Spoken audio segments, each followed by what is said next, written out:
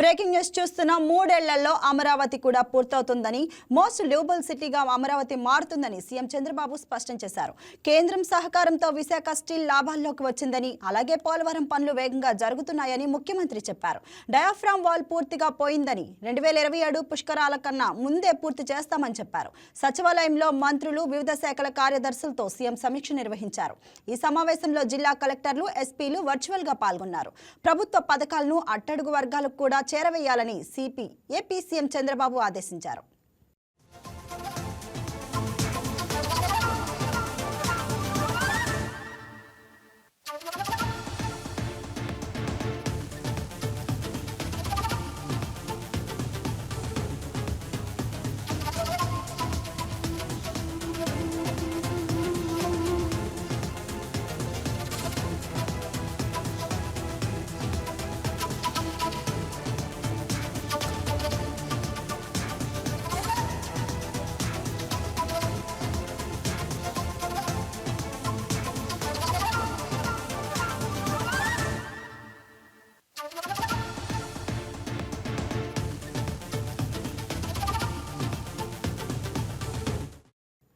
మంత్రుల పనితీరుపై సీఎం చంద్రబాబు నాయుడు అసంతృప్తి వ్యక్తం చేశారు.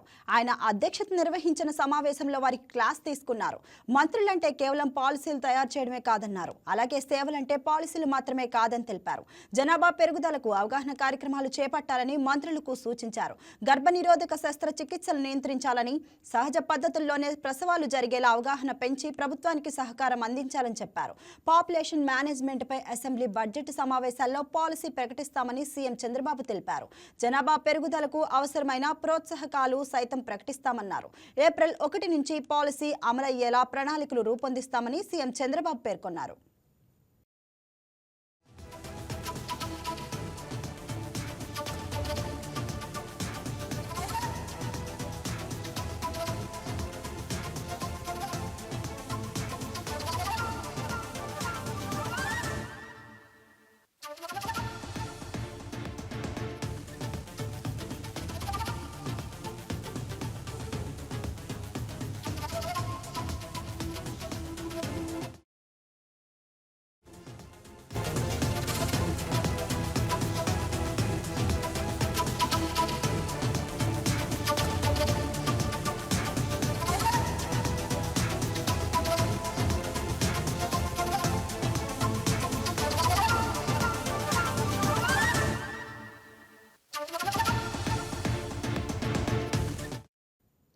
కూటమి ప్రభుత్వ తీరుపై సీఎం చంద్రబాబు ఫోకస్ పెట్టారు.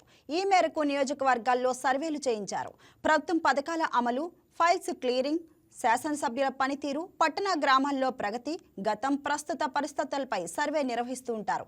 ఎప్పటికప్పుడు నివేదికలు తెప్పించుకుంటారు. అనంతరం ర్యాంకులు ప్రకటిస్తారు. కొద్ది రోజుల క్రితం పార్లమెంటు నియోజకవర్గాలకు ర్యాంకులు ప్రకటించిన ఆయన తాజాగా అసెంబ్లీ నియోజకవర్గాలకు ర్యాంకులు కేటాయించారు.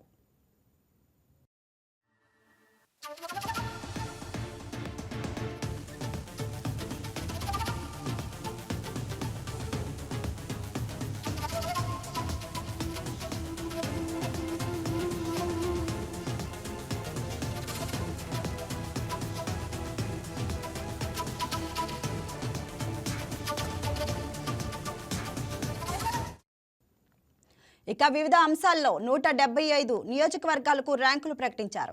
వివిధ ఇండికేటర్లను దృష్టిలో పెట్టుకుని ఈ ర్యాంకులు వెల్లడించారు. మొత్తం 175 నియోజకవర్గాల్లో A+లో 21 నియోజకవర్గాలు కాగా, వీటిలో A గ్రేడ్లో 153 నియోజకవర్గాలు ఉన్నాయి.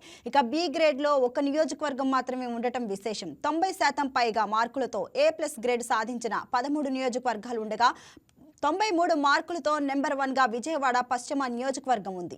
92 మార్కులతో గాజువాక 2వ ర్యాంకు సాధించింది. కాకినాడ నియోజకవర్గం 3వ ర్యాంకు సాధించగా, విజయవాడ తూర్పు 4వ ర్యాంకుగా నిలిచింది. ఈ ర్యాంకుల ఆధారంగా మున్ముందు పనితీరును మరింత కనబర్చాలని మంత్రులు, అధికారులకు సీఎం చంద్రబాబు సూచించారు.